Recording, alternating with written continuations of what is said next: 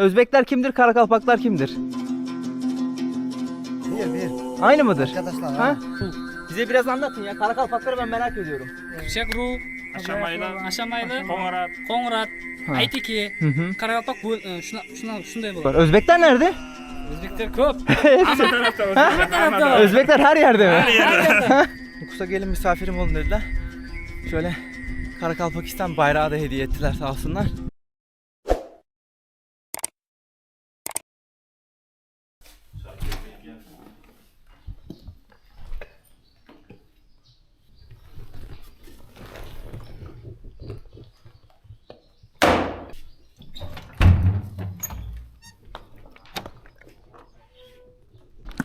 Abinin adı ne? Adı bende de Şakir. Ha, bu da Şakir abi mi? He. Ha. Onun da Şakir. O Türkçe bilmiyor herhalde abi. Bilir anlar. Ha, anlıyor musun abi? Ha. Ha tamam. Tamam biz gidiyoruz Şakir abi sağ olasın. Hasta anlıyor. Aha.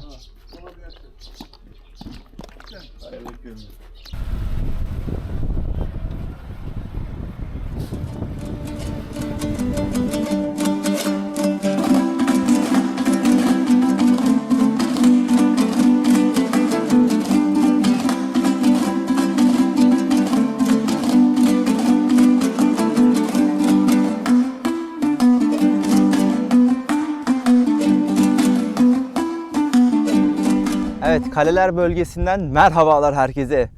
Kızılkum'dayız, çölün ortasındayız arkadaşlar. Ayna bu bölümde Özbekistan'da. Evet, burada Yekka Persan Kalesi'ndeyiz. 50 kalelik bir havza var burada. Bir oasis var. Özbekistan'ın Karakalpakistan Özerk Cumhuriyeti içerisinde kalıyor. Sınırları içerisinde kalıyor burası. Bugün kaleler turu yapacağız. Hiva'dan 1,5-2 saat kadar uzaklıkta bir yere geldik şu an araçla. Şoför abi orada bizi bekliyor. Biz de burada lak lak yapıyoruz şu anda. Bu kale topraktan yapılmış, perişan durumda. Bayağı bir yıkılmış yani. Kum zaten inanılmaz yumuşak. Bastığında bile çöküyor yani. Kalenin duvarları ayakta kalmış ama bayağı yıkılmış durumda. Görece ufak bir yer gibi duruyor. Tabi bu etrafında da bir surlar var mıydı bilmiyorum ama tepeler kalmış durumda şöyle kenarlarda falan. Belki de onlar da dış surlarıydı. Sadece iç kalede kalmış olabilir. Bir içeri girelim, bir içeriği bakalım gezebilecek miyiz üstümüze bir şey yıkılmadan. Bir oraları görelim. Şimdi şuradan bir çıkmayı deneyelim bakalım. Bir yol mal da kalmamış. Kale de çok güvenilir durmuyor. Umarım başımıza yıkılmaz. Hop. Hop. Evet, başardık. Çok iyi.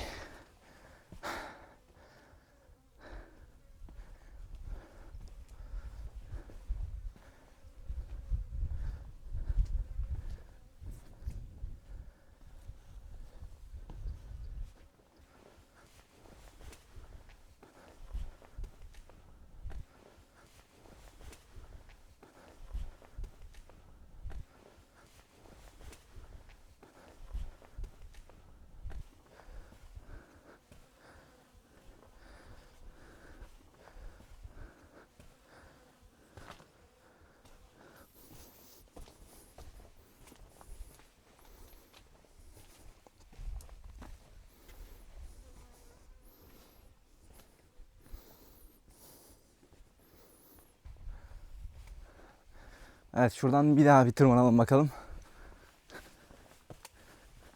Hop. Hop.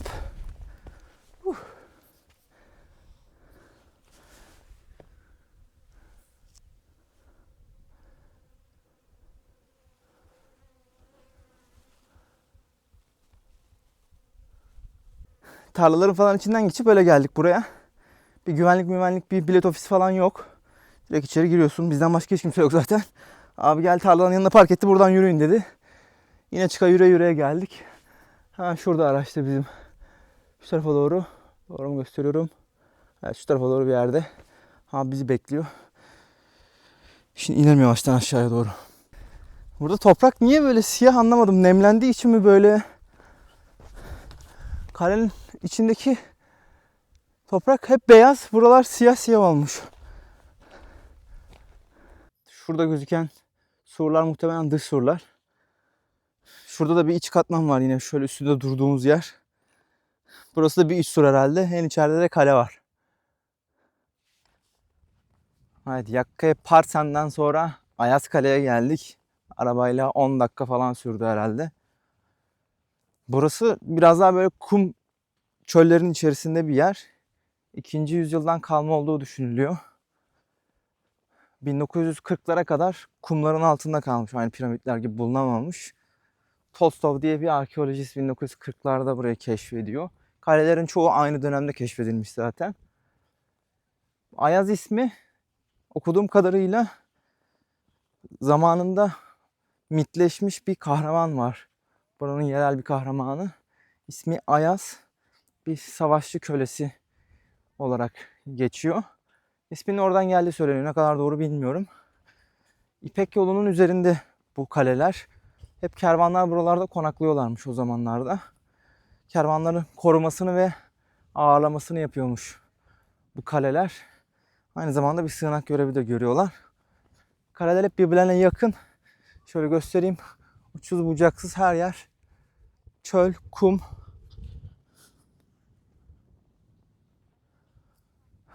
Kaleler hep birbirine komşu yapılmış. Koruma maksatlı. Bu tepedeki Ayaskale etrafta develer falan da geziyor boşu boş. Evet, Ayaskale'nin içine geldik. İçerideki toprak yapısıyla dışarıdaki toprak yapısı çok farklı gibi birbirinden. Dışarısı tamamen kum yerler. Kumdan ziyade taşlar da çok var. Şöyle gözüktüğü gibi. Yani kayalık bir bölge olmasından ötürü mü öyle tam bilmiyorum ama hemen kalenin dışına kadar full toprak geliyor. Yani toprak dediğim bildiğim kumsalda gördüğün ince kumlar gibi kum yani. Toprak da değil. Alan olarak içerisi bayağı büyük. Bayağı geniş. Dışarıda surları var. Evet, Ayaskale'nin arka kapısından girdik. Ön tarafa geldik. Burada inanılmaz bir manzara var. Şöyle göstereyim. Bu Ayaskale 3 tane kaleden oluşuyormuş aslında. Bir tanesi yok olmuş. Birisi de hemen şurada. Tepenin üstünde duruyor. Çok hoş duruyor. Asıl büyük kale hemen arkamızda bizim girdiğimiz. Tam böyle tepede uçurumun kenarında bir yer burası. Çok ciddi rüzgar oluyor. Rüzgardan dolayı olsa gerek ciddi şekilde aşınmış. Bir önceki gittiğimiz Yakkaya Parsen kadar çok aşınmamış ama burada da bayağı ciddi kum yapıda erozyon oluşmuş. Manzara gerçekten mükemmel ama burada ya. Çok güzel.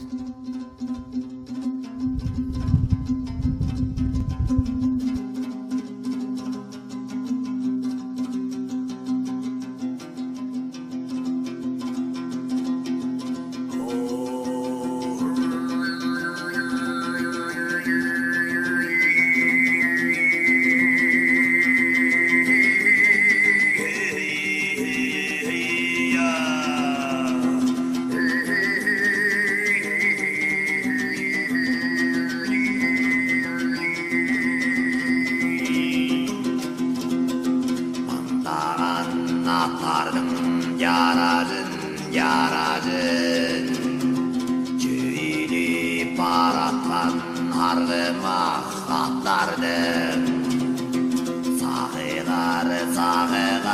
Sahıgar nükürler Sahibay meheni mantada bir diler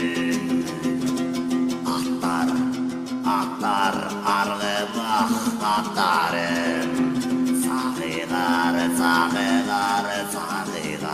nükürler Evet, bugünkü kale turunda 3. kaleye geldik. Kırgız Kale'deyiz. Hiç kimse yok burada. Biraz önce Ayaskale'de gene bir 15-20 tane turist görmüştük ama burası bomboş. Tamamen bize kalmış durumda. Bu Özbekistan'da gittiğimiz kalelerde garip bir durum var. Hiçbir görevli yok kapılarda. Bir güvenlik yok. Giriş ücreti kimse almıyor. Ayaskale'nin orada bir işletme vardı. Otel işletmesi sadece. Onlar da bir şey talep etmiyorlar zaten içeriye girişte. Burada da zaten hiç kimse yok. Bomboş tamamen.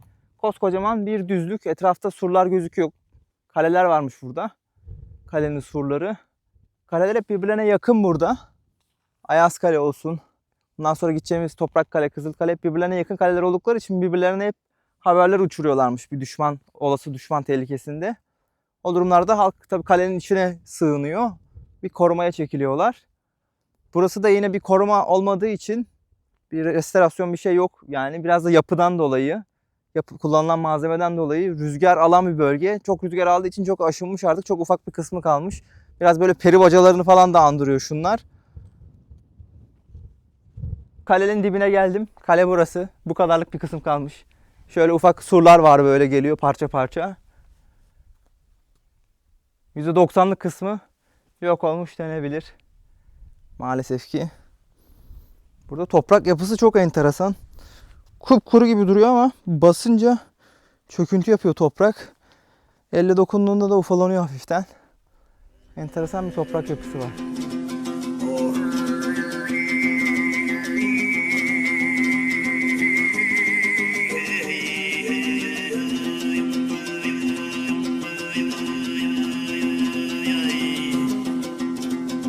Kazaygan kafkaktan mengdeştü düşküley. Kazıla tünde olur. Evet, bugünkü 4. kalemiz Toprak Kale'ye geldik. Burası Aral Gölü ile Abu Derya nehirleri, Ceyhun Nehri arasında kalan bir bölgede. Bu Aral Gölü ile Abu Derya, Ceyhun nehirleri arasında birçok kavim yaşamış. Burada arkeologlar yaptıkları çalışmalarda 600 tane kerpiçten örnekler alıyorlar. Ve yaklaşık 60'tan farklı damgaya rast geliyorlar. Yani bu her bir damga bir millet anlamına geliyor aslında. Karakalpakların soyu da yine burada yaşayan Türk milletlerinden gelmekte. Onlar biraz daha Kazak soyuna yakınlar bildiğim kadarıyla. Adı üzerinde topraktan yapılmış zaten kale. Bugün gezdiklerimiz arasında herhalde en sağlamı buydu şu ana kadar. Bayağı sağlam duruyor. Korumuş duruyor. İçeri girerken bilet alıyorlar. Kişi başı 15.000 som turistlerden ücret alınıyor. Kapıda görevli abla var. Ona verdik parayı. Girdik içeriye. Yine turist yok. Sakin bir bölge. Bir gezelim bakalım. Atlardım yaracın yaracın. Çüğülü paratlan hardıma atlardım. Sahılar sahılar sahılar nükürler. Sahibay meheni mantada bir diler. Atlar argıma atlarım. Sahılar sahılar sahılar nükürler.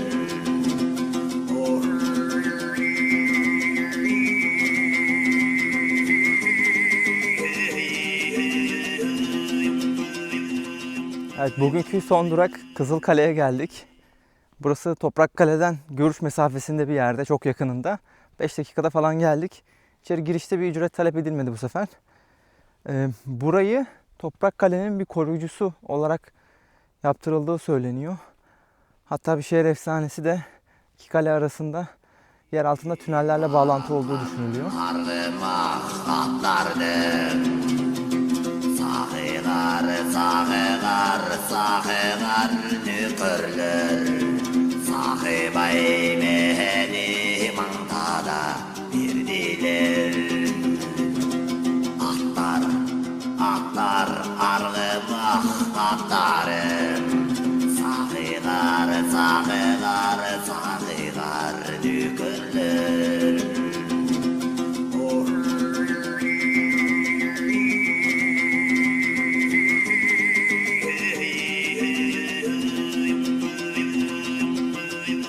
Bize anlat, Karakalpaklar kimdir?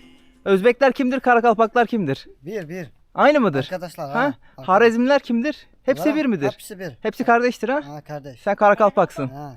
Türkiye'de gittin ha? Türk abilere selam. Selam söylüyorsun. Selamünaleyküm. Aleykümselam. Bak отдельно, Uzbek отдельно, Kazak отдельно, Kırgız отдельно. Hepsi kardeş midir? Kardeş.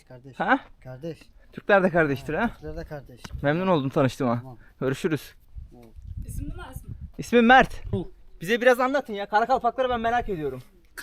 Karakalpak bölünеді. Ha. Men Kazaklı, Ruh. Ruh ne oluyor? Kazaklı bir toda. Kazakların ayakları mı oluyor? Kazak- Kazaklardan Ruh, ha? Değil mi?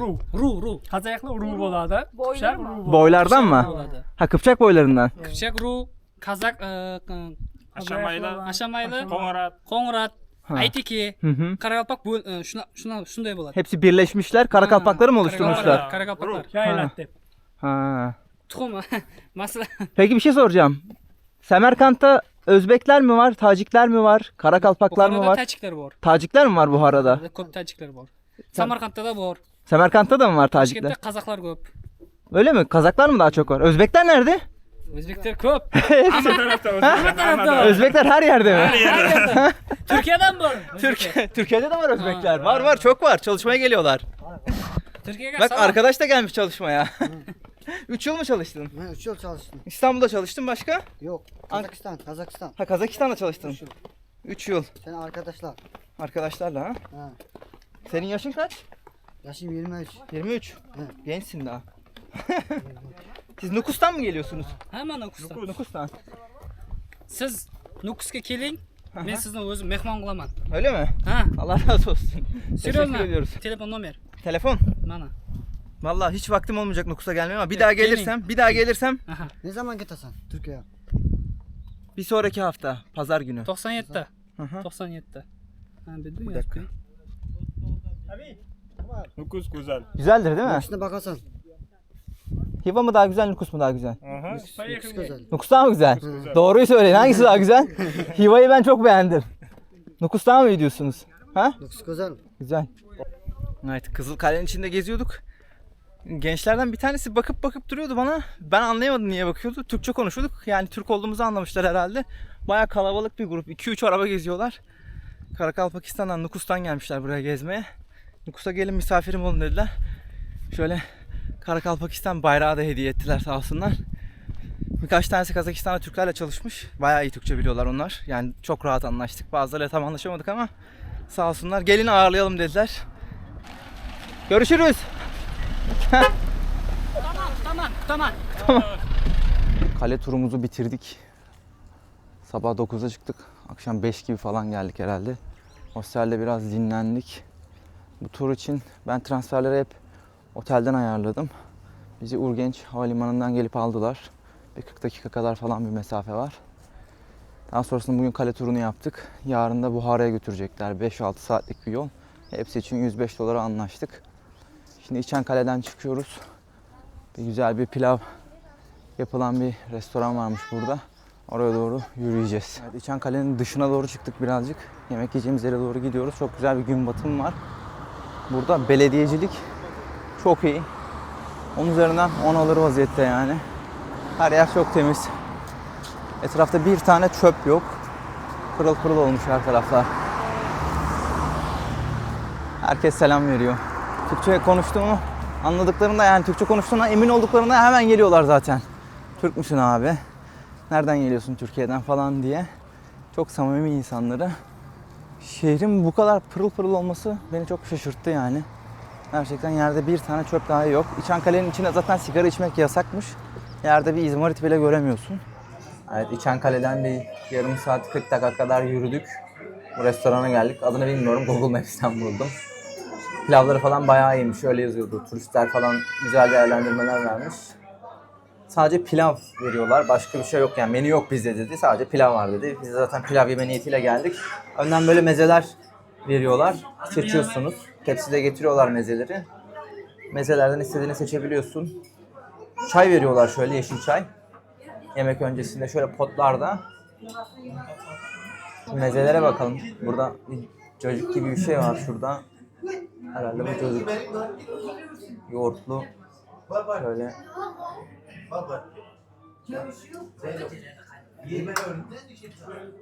Aynen. Tereotu falan da koymuşlar içine. Bunlar turşu mu tam anlayamadım ama.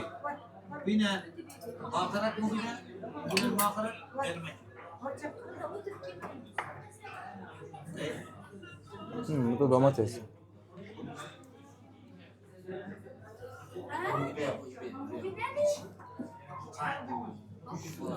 Domates turşusu gibi bir şey.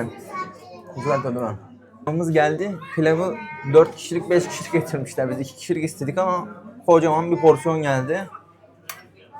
İlk gün Mirza'da yediğimiz pilava göre bayağı iyi duruyor. Bayağı içerisinde etler var. Biberi, patlıcanı var. Şuraya sarımsakları böyle Bütün bir demet olarak atmışlar kabuklarını bile ayıklamadan. O çok garibime gitti. Bir de şöyle katık diye bir şey aldık. Ben bunu ayran zannettim bardakta olunca da herhalde bu yoğurt gibi bir şey. Tam anlayamadım. Şimdi şu pilavın tadına bir bakalım.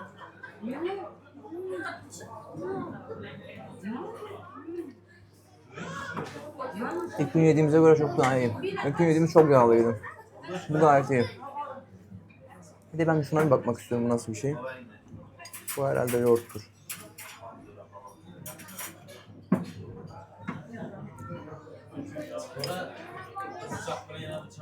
Bu bildiğin yoğurt ya. Biraz ısınmış yoğurt. Tadı gayet güzel.